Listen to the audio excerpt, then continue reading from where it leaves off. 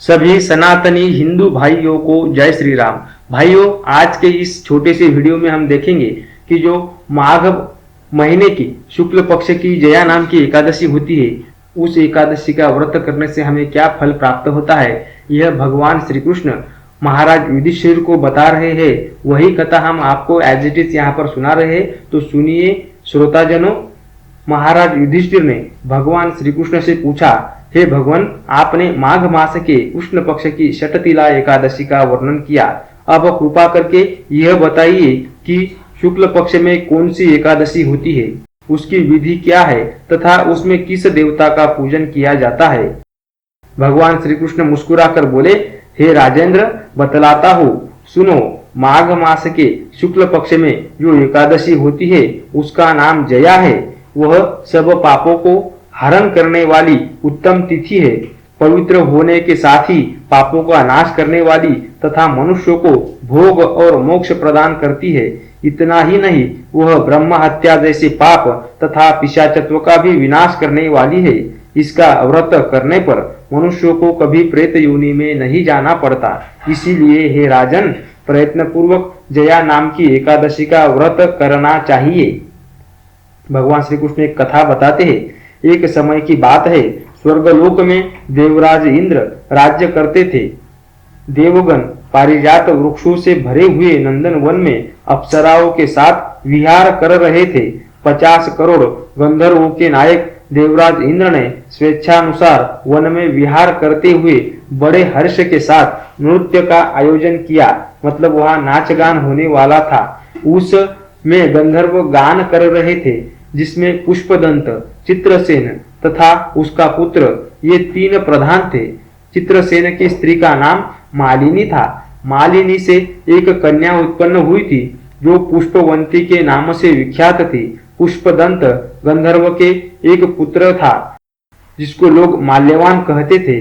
माल्यवान पुष्पवंती के रूप पर अत्यंत मोहित था। ये दोनों भी इंद्र के संतोषार्थ नृत्य करने के लिए आए थे। इन दोनों का गान हो रहा था। इनके साथ अप्सराएं भी थी। परस्पर अनुराग के कारण ये दोनों मोह के वशीभूत हो गए। चित्त में भ्रांति आ गई, इसीलिए वे दोनों शुद्ध गान न गा सके। कभी ताल भंग हो जाता तो कभी गीत बंद हो जाता। इंद्र ने इस प्रमाद पर विचार किया और इसमें अपना अपमान समझकर वे कुपित हो गए।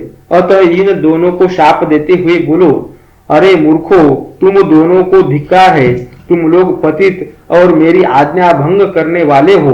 अतः पति पत्नी के रूप में रहते हुए पिशाच हो जाओगे। इंद्र के इस प्रकार शाप देने पर इन दोनों के मन में बड़ा दुख हुआ। वे हिमालय पर्वत पर चले गए और पिशाच योनि को पाकर भयंकर दुख भोगने लगे। शारीरिक पातक से उत्पन्न ताप से पीड़ित होकर दोनों ही पर्वत की कंदराओं में विचरते रहते थे। एक दिन पिशाच ने अपनी पत्नी पिशाचिनी से कहा, हमने कौन सा पाप किया है जिससे यह पिशाच योनि प्राप्त हुई है। नरक का कष्ट अत्यंत भयंकर है तथा पिशाच योनि भी बहुत दुख देने वाली है। अतः पूर्ण प्रयत्न करके पाप से बचना चाहिए।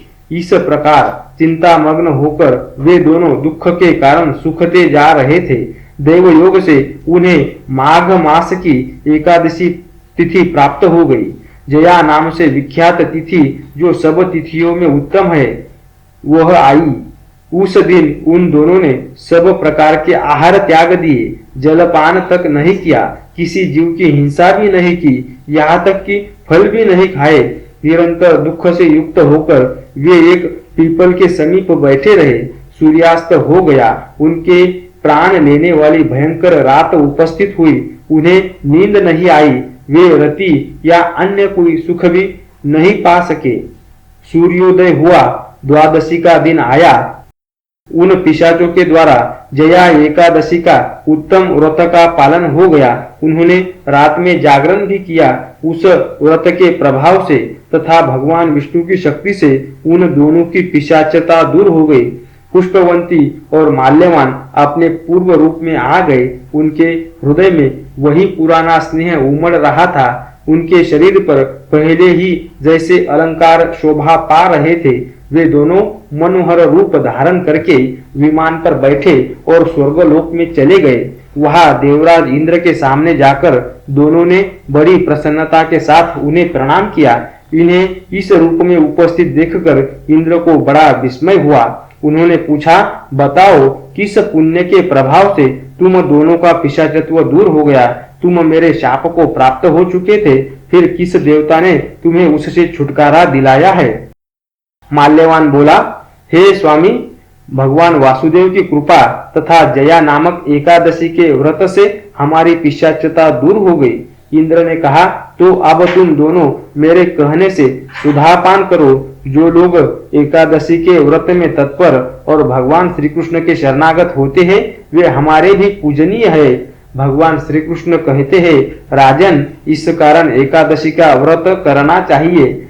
हे नृपश्रेष्ठ, जया ब्रह्म हत्या का पाप भी दूर करने वाली है। जिसने जया का व्रत किया है, उसने सब प्रकार के दान दे दिए और संपूर्ण यज्ञों का अनुष्ठान कर लिया। इस महात्म्य को पढ़ने और सुनने से अग्निष्टोम यज्ञ का फल मिलता है। तो इस तरह से दोस्तों हमने इस कथा के माध्यम से देखा है कि एक साल में जो 24 एकादशियां आती है, उनमें से इस जया एकादशी का व्रत पालन करने से हमारे पिछले जन्म के पाप और हमारे शाप भी कट जाते हैं और हमें हमारा इच्छित स्थान और इच्छित व्यक्ति प्राप्त हो जाता है। तो दोस्तों, पूरी कथा धैर्य के साथ सुनने के लिए दिल की गहराइयों के साथ मैं आपका बहुत आभारी हूँ। आप सभी के ऊपर भगवान श्री कृष्ण की कृपा बनी रहे, यही भगवान के चरणों में प्रार्थना। हरे कृष्णा।